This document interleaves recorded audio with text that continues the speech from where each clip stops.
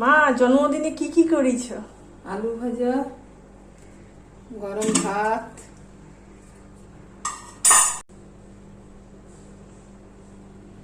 মা পনিরের তরকারিটা কি কি দিয়ে করেছ? গাজর, আলু, ক্যাপসিকাম, আদা বাটা, টমেটো দিয়ে পনির দিয়ে তরকারি।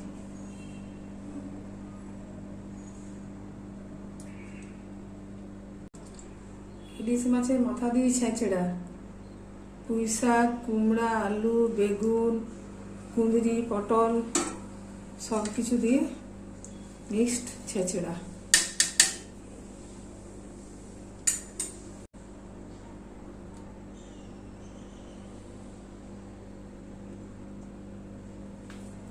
আর এই কড়ার ভিতর কি আছে? ইলিশ মাছ ভাপা।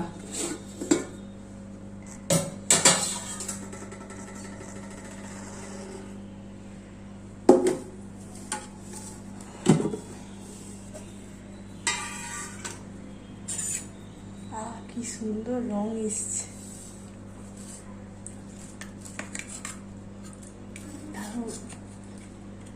খুলতে দিতে দিতে মা কিভাবে ভাপাটা করেছে, ইলিশ মাছের ভাপাটা? ইলিশ মাছগুলো নুন হলুদ মেখে দই, পোস্ত, সরষে বাটা দিয়ে সরষের তেল দিয়ে ভাপিয়েছি।